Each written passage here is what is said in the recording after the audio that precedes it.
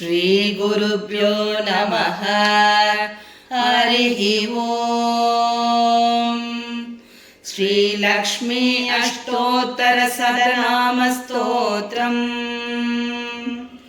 देव्युवाच देवदेव महादेव त्रिकालज्ञ महेश्वर करुणाकर देवेश भक्तानुग्रहकारक अष्टोत्तरशतं लक्ष्म्या श्रोतुमिच्छामि तद्वदः। ईश्वर उवाच देवि साधु महापाके महावाक्यप्रदायकम् सर्वैश्वर्यकरं पुण्यं सर्वपापप्रणाशनम् सर्वदारिद्र्यशमनम् श्रवणाद् मुक्तिमुक्तितम् राजवस्यकरं दिव्यम् गुह्यात् गुह्यतरं परम् दुर्लभं सर्वदेवानां सदुषष्टिकलास्पदम् पद्मादीनां वरान्तानां निधिनां नित्यदायकम् समस्तदेव संसेव्यम् अनिमात्यष्टस्थितितम् किमत्र बहुनोक्तेन देवी प्रत्यक्षदायकम् तव प्रीत्यात्य वक्ष्यामि समाहितमनः शृणु। अष्टोत्तरशतस्यास्य महालक्ष्मीस्तु देवता क्लीं क्लीजं पदमित्युक्तम् शक्तिस्तु भुवनेश्वरी अङ्गन्यासकरन्यास स इत्यादि प्रकीर्तित। ध्यानम्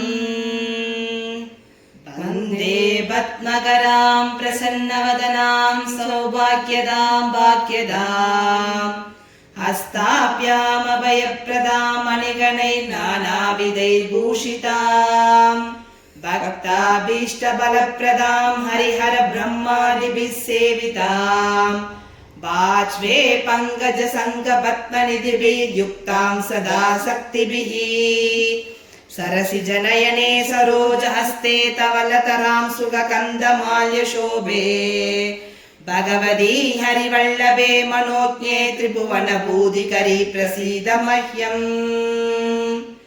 ॐ प्रकृतिं विकृतिं विद्यां सर्वभूतहितप्रदां श्रद्धां विभूतिं सुरभिं नमामि परमात्मिकाम्।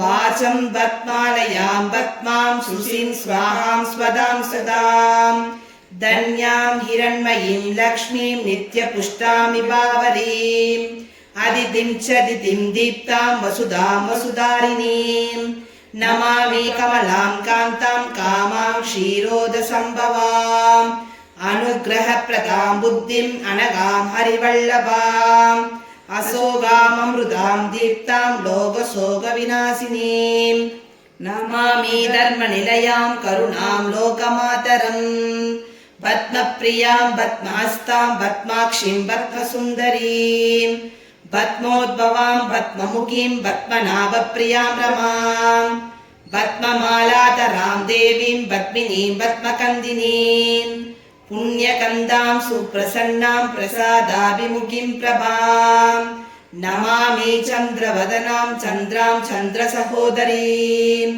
चतुर्भुजां चन्द्ररूपां इन्दिरामिन्दुशीतलाम् आह्लादजननीं पुष्टिं शिवां शिवकरीं सदीं विमलां विश्वजननीं दुष्टिं दारिद्र्यनाशिनीं प्रीतिपुष्करिणीं शान्तां शुक्लमाल्याम्बरां श्रियम् भास्करीं बिल्वनिलयां वरारोहां यशस्विनीं वसुन्धरामुदाराङ्कां हरिणीं हेममालिनीं धनधान्यकरीं स्थितिं स्त्रैणसौम्यां शुभप्रदां निर्भवे स्वमकदानन्दां वरलक्ष्मीं वसुप्रदां शुभां हिरण्यप्राकारां समुद्रधनयां जयां नमामि मङ्गलां देवीं विष्णुवक्षस्थलस्थितां विष्णुपत्नीं प्रसन्नाक्षीं नारायणसमाश्रितां दारिद्र्यध्वंसिनीं देवीं सर्वोपद्रववारिणीं नवदुर्गा महाकालीं ब्रह्म विष्णु शिवात्मिकां त्रिकालज्ञानसम्पन्नां नमामि भुवनेश्वरीं लक्ष्मीं क्षीरसमुद्रराजतनयां श्रीरङ्गदामेश्वरीं दासीभूतसमस्तदेववनितां लोकैकदीपाङ्कुरां